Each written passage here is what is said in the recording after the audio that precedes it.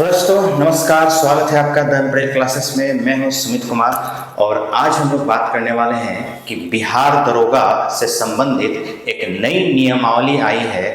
एक अलग प्रकार की भर्ती प्रक्रिया शुरुआत की गई है उसकी। तो जानेंगे आखिर क्या है ये चीज़, किस प्रकार की ये दरोगा की भर्ती है, कौन कौन से लोग इसके लिए एलिजिबल हैं और कौन कौन इसकी परीक्षा दे सकते हैं, कौन कौन इसकी तैयारी कर सकते हैं। सबसे पहले बात ये ध्यान देना है कि यह एक विशेष प्रशाखा का है, विशेष विभाग का है, स्पेशल डिपार्टमेंट का है ये।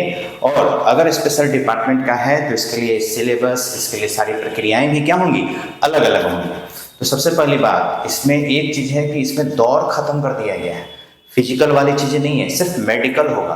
पीटी की एग्जाम होगी, मेंस का एग्जाम होगा और सिर्फ मेडिकल होगा, फिजिकल नहीं होगा। इसमें दौर नहीं है। तो वैसे अभ्यर्थियों के लिए तो सबसे पहले सुनहरा मौका है कि जो फिजिकली उतने रेडी नहीं हो पाते हैं या जो बीपीएससी की तैयारी कर रहे हैं, जो एसएससी की तैयारी कर रहे हैं, अब वो भी इसमें शामिल हो सकते हैं। हाँ, बस यहाँ पे थोड़ा बहुत है कि हिंदी, इंग्लिश ये सब की भी जानकारी रखनी होगी, तब जा कर के बेड़ा पार हो पाएगा।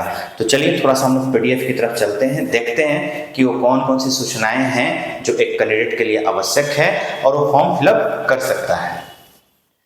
तो एक बात ये भी ध्यान देना है कि जो लड़का मान लीजिए कि तैयारी कर रहा है दरोगा का ऑलरेडी पहले से, तो वो लड़का भी इस चीज़ को फिलअप कर सकता है। रनिंग उसका अगर ठीक है तो इसमें रनिंग तो है नहीं, बस मेडिकल की बात की गई है यहाँ पे।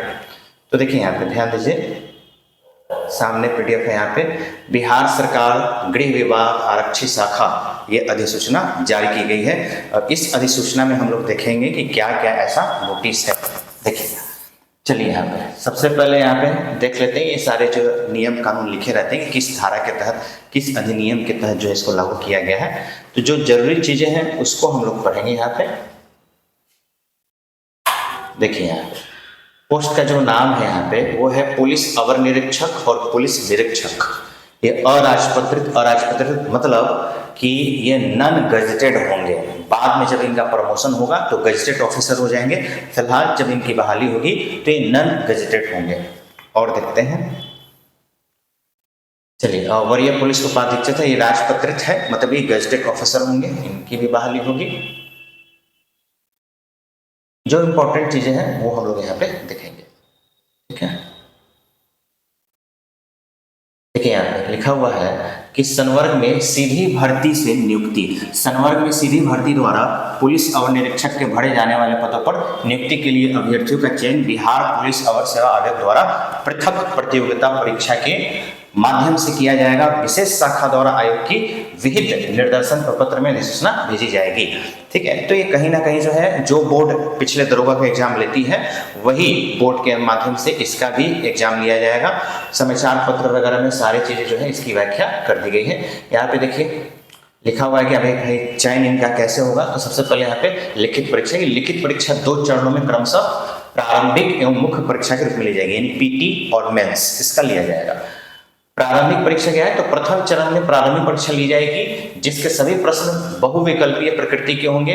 प्रारंभिक परीक्षा 200 अंकों का एक प्रश्न पत्र होगा जिसमें प्रश्नों की कुल संख्या 100 होगी एवं परीक्षा की अवधि 2 घंटे की होगी।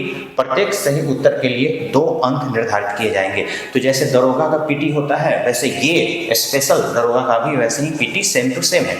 डिफरेंसेस कहाँ पे आएगा, मेंस वाले में आएगा। चलिए इसका भी देख लेते हैं।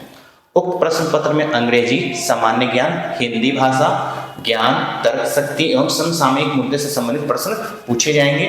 इसमें 30% से कम अंक प्राप्त करने वाले अभ्यर्थियों को मुख्य परीक्षा के चयन पर विचार नहीं किया जा सकेगा। देखिए इसमें शामिल कर दिया गया है आपका अंग्रेजी है, सामान्य ज्ञान है, हिंदी है, भाषा ज्ञान है।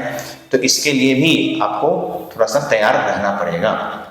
फिर यहाँ पे देखिए प्रथम चरण में आयोजित प्रारंभिक परीक्षा में सफल अभ्यर्थियों को मुख्य परीक्षा में सम्मिलित होने का अवसर प्रदान किया जाएगा। मुख्य परीक्षा में 2 प्रश्न पत्र होंगे, 2 पेपर, जैसे ये दरोगा में होता है।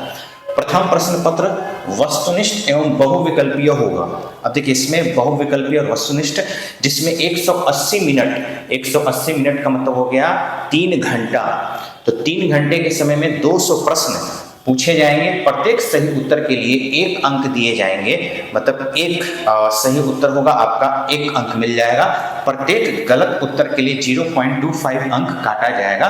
द्वितीय प्रश्न पत्र 60 मिनट का होगा। देखिए द्वितीय में आ गए, द्वितीय प्रश्न पत्र 60 मिनट का होगा। इसका पूर्णांक 50 अंकों का होगा। परीक्षा का विषय एवं प्रकार नीचे दिए गए तालिका के अनुसार होगा। तो चलिए यहाँ पे हम लोग सीधे टेबल इसका देख लेते हैं कि जो मुख्य परीक्षा का क्या है वो चीज यहाँ पे पता चल जाएगा।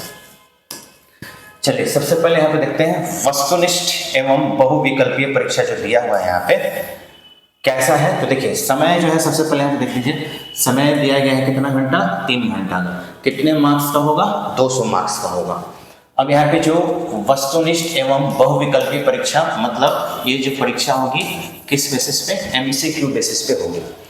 तो इसमें देखिए सामान्य अध्ययन एवं समसामयिक घटना, मतलब कि वही आपका सीधे से कह सकते हैं कि भाई करंट अफेयर, मतलब जीके तो होगा ही होगा, साथ ही साथ क्या होगा, करंट अफेयर होगा, साथ ही साथ जनरल अवेयरनेस, सामान्य जागरूकता, समसामयिक जिसको बोलते हैं। गणित, परिणात्मक कौशल यानी मैथमेटिक्स एंड क्वांटिटेटिव एप्टीट्यूड जो कि हम लोग पढ़ते हैं। फिर तार्किक एवं विश्लेषणात्मक योग्यता यानी एक शब्द में कहें तो रीजनिंग, जो कि 40 अंक का होगा, ये भी 40 अंक का होगा और ये 50 अंक का होगा। ठीक है। उसके बाद हम अंग्रेजी भाषा, अंग्रेजी भाषा कितने, 20 अंक की होगी।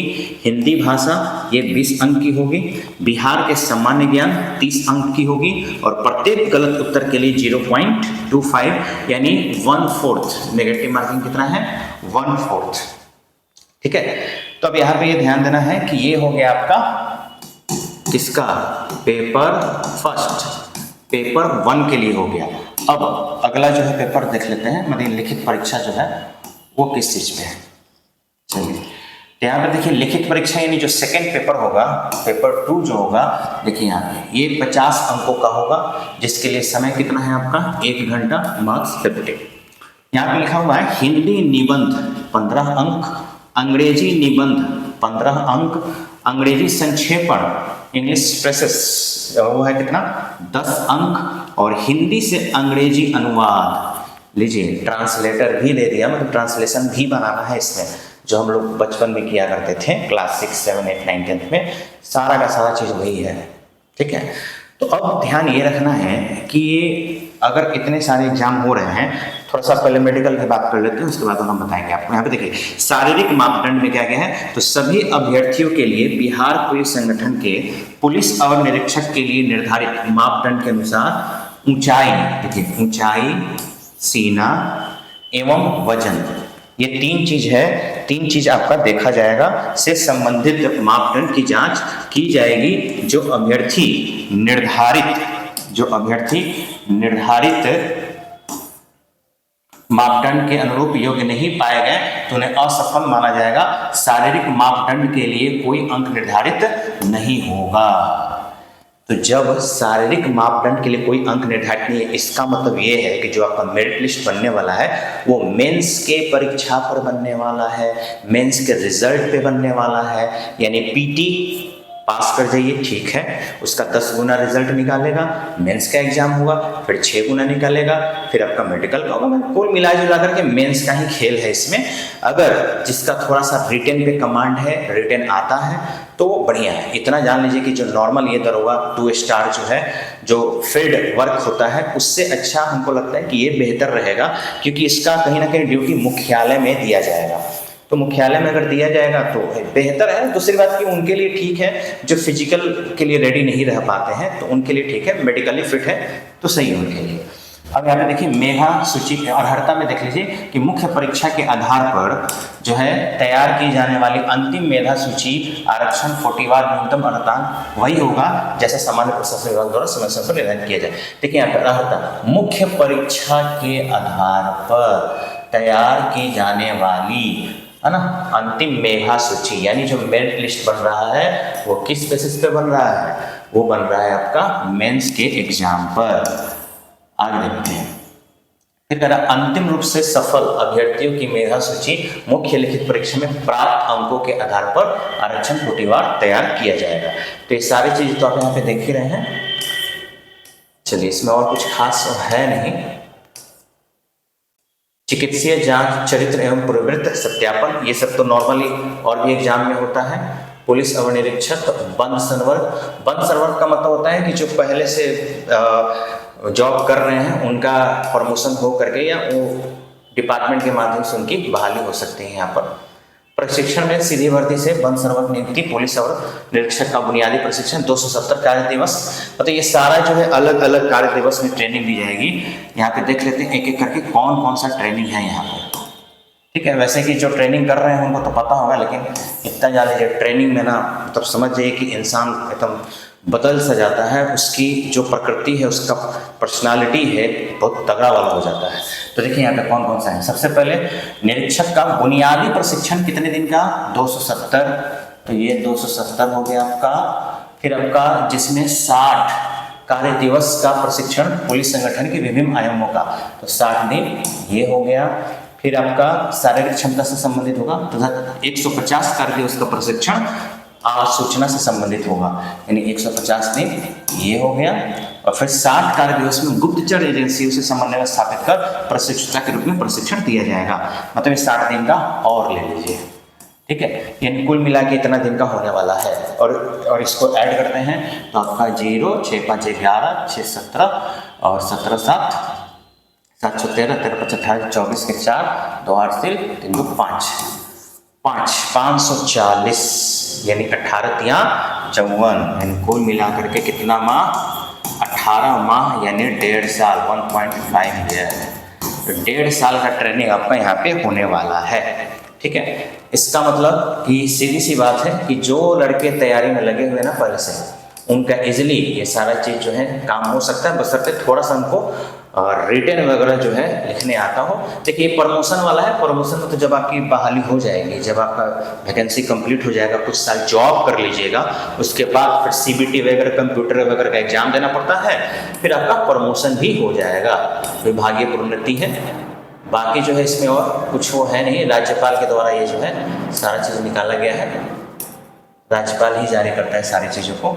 ठीक है, तो अब यहाँ पे ध्यान ये भी देना है कि सबसे बड़ा बात जो है आपके मन में ये आएगा कि इसका सिलेबस में टॉपिक क्या क्या होगा। तो एक वीडियो जो है इसी दरोगा के जो एग्जाम होंगे कि आखिर कौन कौन से टॉपिक होंगे, कितना पढ़ना होगा, कौन कौन सा मटेरियल यूज करना पड़ेगा, कौन कौन सा नोट्स ज़्यादा कामयाब होगा हमारे लिए, उन सारे चीज़ों पर एक वीडियो हम बनाएंगे, उसको आप लोग जरूर देखिएगा।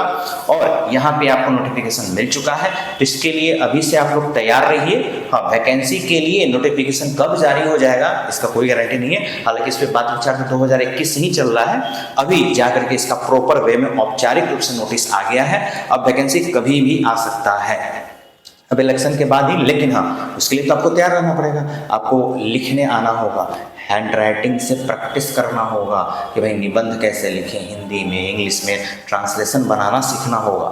ठीक है, तो ध्यान रखिएगा, इस चीज़ को जो है हम लोग फोकस करेंगे पढ़ाई लिखाई पे, प्लस साथ ही साथ हम एक वीडियो इस पर बनाएंगे ताकि आपका ये पता चल सके कि किस डायरेक्शन में हमको तैयारी करना है, वो स्ट्रेटेजी क्या होना चाहिए, वो पकड़ क्या होना चाहिए। ठीक है, तो फिलहाल के लिए अभी धन्यवाद। और हाँ, अगर आप लोग जो है नए हैं इस चैनल पे, तो आप लोग चैनल को जरूर सब्सक्राइब कीजिएगा और अपने दोस्तों को शेयर भी कीजिएगा, ताकि ये दरोगा की तैयारी कैसे हो, स्ट्रेटेजी क्या होना चाहिए, उनको पता चल सके। धन्यवाद।